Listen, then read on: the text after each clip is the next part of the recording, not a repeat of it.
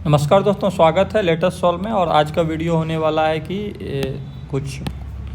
कि how to make table with efficient data या sufficient data. Efficient मतलब कि जो ज़रूरी का सिर्फ वही लिखें, सफिशिएंट मतलब जो ज़रूरी है सो सारा डाटा लिखें।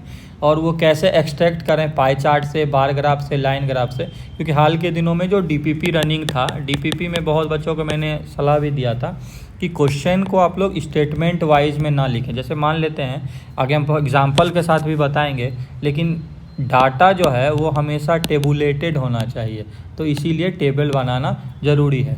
और डाटा को अगर हम लोग स्टेटमेंट वाइज लिखते हैं कि from the given question the data a का मान लीजिए, फिर बी का ऐसे स्टेटमेंट वाइज तीसरा, तो ये कहीं ना कहीं मेसी हो जाता है और एग्जामिनर क्या है मार्क्स भी आपको बहुत ज़्यादा नहीं देता है। और डाटा में क्या होता है कि वो नीट एंड क्लीन ऐसे टेबल में सारा इन्फॉर्मेशन आपको शेयर्ड रहता है। तो वो क्या है कि यहाँ से हम लोग लिख सकते हैं from the above mentioned table, और ऐसा ऐसा करके हम लोग डाटा को लिख सकते हैं। अब है कि कौन कौन सा डाटा लेना है, डाटा लेने में स्टूडेंट को बहुत दिक्कत होता है। तो अब देखते हैं how we can understand what data should be, what data should be, data नहीं डेटा शुड बी एक्सट्रैक्टेड। ठीक है, तो फॉर एग्जांपल हम सबसे पहले अगर मान लीजिए पाई चार्ट से ही शुरू करते हैं, बार ग्राफ और लाइन ग्राफ भी बताएंगे। और ये डीपीपी 1 का क्वेश्चन भी है, डीपीपी 1 का क्वेश्चन भी था, तो यहाँ से भी लोगों को थोड़ा सा जो उसका सॉल्यूशन अपलोडेड है वहाँ से भी लोग देखेंगे।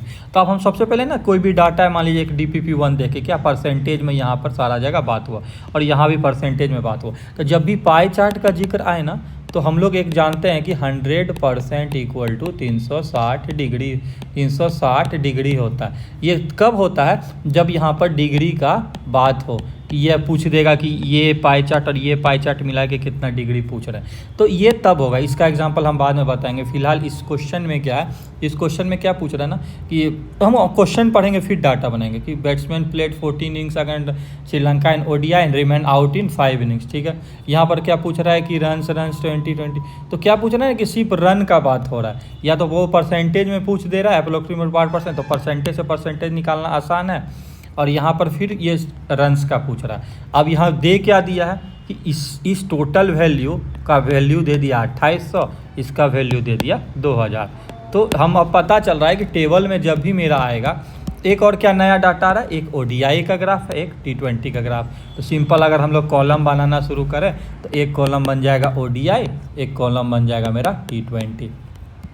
तो यहाँ पर 100% का वैल्यू कितना दे दिया, 2800 दे दिया, और यहाँ पर 100% का वैल्यू कितना दे दिया, 2000 दे दिया। तो यहाँ पर से 1% का वैल्यू हम लोग निकाल लेंगे, तो 1% का वैल्यू हो गया 20, और यहाँ से 1% का वैल्यू अगर मान लेते हैं, 1% का वैल्यू हो गया मेरा 28। अब क्या है कि हमको पूछा है कि सारा टीम का नाम लिखने के लिए, तो अब लोग पूछेगा कैसे कैसे, कन्फ्यूजन हो रहा है कैसे। इधर आप लोग इसको बना लीजिए, टीम्स का नाम लिख लीजिए। तब टीम्स का नाम लिखते हैं, तो ये मान लिया ऑस्ट्रेलिया हो गया, ये ऑस्ट्रेलिया हो गया, ये अफ्रीका हो गया, ये आपको श्रीलंका हो गया, ऐसे आपको न्यूजीलैंड हो गया। इस तरह करके इस तरह के क्वेश्चन में अब पता चल गया सफिशिएंट। और यहाँ से जो डाटा अब देखते हैं कि अगर किसी क्वेश्चन में दोनों के डिफरेंस का बात कर रहा है या दोनों के ऐड का बात कर रहा है, तो यहाँ से एक और कॉलम हम लोग बता के क्या कर सकते हैं, यहाँ से एक या तो डिफरेंस का कॉलम बना सकते हैं या यहाँ से एडिशन का कॉलम बना सकते हैं। यानी कि ये ए है, ये बी है, सॉरी ये ए डैश है, बी डैश है, तो यहाँ ए प्लस ए डैश प्लस बी डैश हो, डिफरेंस में यहाँ माइनस होगा, यहाँ पर ए डैश प्लस बी डैश हो सकता है। ये क्या है, रन का एडिशन है, ये रन का एडिशन है, ये रन का सब्सट्रैक्शन। अगर यहाँ पर आगे क्वेश्चन में कहीं भी आ जाता है, तो यहाँ देखिए डिफरेंस बिटवीन द रन्स पूछ दिया, तो एक कॉलम बढ़ा देंगे। कभी कभी क्वेश्चन में पूछ दिया देता है कि इन 5 टीमों में से मोर का बात कर देता है, मोर का बात कर देता है। ऑब्वियस बात है कि सारा का निकालेंगे तभी तो हम उससे आगे जाएंगे। तो इस तरह के ग्राफ में इस तरह से होता है। लेकिन अगर पाई चार्ट का कोई दूसरा पाई चार्ट दिया हुआ, ठीक है, दूसरा पाई चार्ट दिया और ऐसे एक ग्राफ दे दिया, ऐसे ऐसे, सॉरी मैं ऐसे थोड़ा सा नहीं सही बन रहा, और ये एंगल है अलग अलग एंगल है, तो ये क्या है कि 100% इक्वल टू 360 डिग्री होगा। तो 1% का वैल्यू हो गया 36 डिग्री। अब मान लीजिए यहाँ पर 5% है, यहाँ पर 12% है, यहाँ पर 30% है। सपोज दैट अगर हमको पूछ दिया क्या इसका ए है, इसका बी है, इसका सी, तब इसका ग्राफ कैसे निकालेंगे, यहाँ पर क्या है, टीम मान लेते हैं टीम, तो ए बी सी, यहाँ पर इसका परसेंटेज दिया, सबका लिखेंगे 5, 12, 30, और यहाँ पर उसका डिग्री में लिखेंगे वैल्यू। तो अब आ गया, मान लेते हैं डिग्री में आ गया 5 का हो जाएगा फिर 180 डिग्री, 12 का हो जाएगा 36 × 12, और ये 30 का हो जाएगा 36 × 30। अब कोई क्वेश्चन में पूछ रहा है कि ए और सी को जोड़ के, तो ए प्लस सी हम लोग यहाँ से इसका डिग्री जोड़ के इसका आंसर कर सकते हैं। तो क्वेश्चन में मेनली देखना पड़ता है। दूसरा बात हम लोग चलते हैं क्वेश्चन नंबर 2 में, लाइन ग्राफ कैसे। तो लाइन ग्राफ में टेबल इसलिए ज़रूरी है, देखिए 3 कंपनी है, क्या क्वेश्चन पूछ रहा है कि the percentage increase in decrease in income, ठीक है। दूसरा पूछ रहा है कि यहाँ पर क्या है 2009 से फिर इनकम, मतलब पैसा का ही बात हो रहा है, कुछ नया नहीं निकालने दे रही है, परसेंटेज का बात कर रहा है, ये यहाँ पर भी एवरेज इनकम का बात कर रहा है।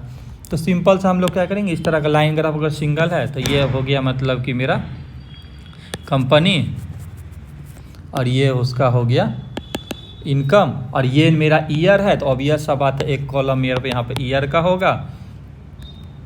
तो अब देखते हैं, अब इसमें क्या बच्चों को कन्फ्यूजन का, सर कंपनी इस साइड लिखे, ईयर भी इस साइड लिखे, तो क्या होगा, अब C1 C2 और C3 अगर ऐसे लिख दिए तो ईयर कैसे लिखेंगे। तो जो छोटा वाला पार्ट है उसको हम लोग अगर कॉलम में दिखा दें तो मेरा काम हो सकता है। तो सबसे पहले जो कॉमन है, सब में क्या कॉमन है, ईयर कॉमन है। तो इसमें हम लोग ऐसे कैसे बनाएंगे, तो ये थोड़ा सा दिमाग लगाना पड़ेगा उस जगह पर कि मेरा ग्राफ जब भी ईयर वाला बात आए, जब भी नीचे कॉन्सेप्ट कोई भी ग्राफ आए, तो मेरा जो लेफ़्ट कॉलम है वो हमेशा क्या होगा, ईयर का होगा। तो यहाँ ईयर हम लोग मेंशन करेंगे 2008, 9, 10, 11, 12, 13, और ऐसे ऐसे करके अगर हम यहाँ पर अगर C1 डालते हैं, C2 डालते हैं और C3 डालते हैं, देखिए ये कॉमन हो गया सब में, तो C1 का यहाँ से वैल्यू लिखना शुरू करेंगे। और इस तरह के ग्राफ में क्या होता है कि अगर यहाँ से ऐसे चले तो इसको ऐसे ऐसे करके, फिर देखिए ये पॉइंट पे लाल भी मिल रहा है, ब्लू, तो डाटा लिखना बहुत इंपॉर्टेंट। फिर ऐसे कभी कभी क्या स्टूडेंट ऐसे डाटा लेना शुरू किया, ऐसे, फिर वो ऐसे बढ़ जाता है, लेकिन उसको ऊपर बढ़ना, फिर ऐसे ऐसे, फिर दूसरे वाले में ध्यान से देखना है कि ब्लू वाला जो भी है, ऐसे ब्लू में यहाँ से बढ़े तो ये ब्लू ही कंटिन्यू होके, और ग्रीन वाले में बढ़े तो उसको फिर ऐसे ऐसे करके, ऐसे ऐसे ऐसे ऐसे ग्रीन करके।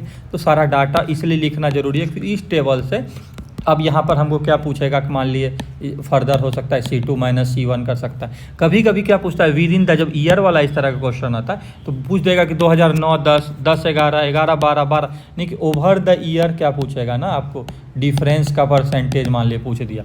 तो इसमें जो भी हम लोग बताए थे कि 2009-10 का मान लीजिए x1 है, इसका x2 है, तो क्या हो जाएगा x1 - x2 / x2 × 100।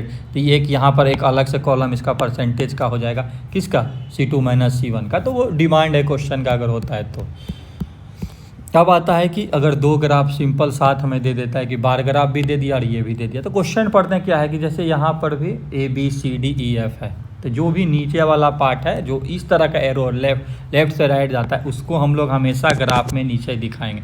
एक ABCD और E दिखा देंगे, यानी कि जो ऐसे लेफ्ट से राइट जा रहा था उसको हम ऊपर से नीचे दिखा देंगे। तो ये ट्रिक भी हो सकता है इस तरह से। क्वेश्चन में क्या पूछ रहा है, देखिए यहाँ पर मेल एम्प्लॉय पूछ रहा है, यहाँ फीमेल एम्प्लॉय पूछ रहा है एवरेज के साथ, यहाँ पर परसेंटेज पूछ रहा है, और यहाँ पर total number of female employ पूछ रहा है, यहाँ पर फीमेल एम्प्लॉय, लेकिन कहीं पर दिया हुआ है ये टोटल एम्प्लॉय का वैल्यू दिया हुआ है, यहाँ टोटल एम्प्लॉय टोटल, यानी कि ये M+F का वैल्यू दिया है सब ग्राफ में, और यहाँ पर M और F का रेशियो दिया है, यानी कि ना मेल का हमको अलग से पता है ना फीमेल का पता है, तो हम कैसे एवरेज निकालेंगे। तो दिमाग में ज़रूर आएगा कि पहले तो टोटल एम्प्लॉय लिख लेते हैं, ये टोटल एम्प्लॉय लिख लिए, तो ऐसे करके टोटल एम्प्लॉय, तो ये जितना वैल्यू है ये तो ये यहाँ पर आ जाएगा, ये सारा वैल्यू इसमें आ जाएगा। टोटल एम्प्लॉय का ABCDEF हम लोग रख लिए, सॉरी टोटल, अब एक आएगा टोटल एम्प्लॉय।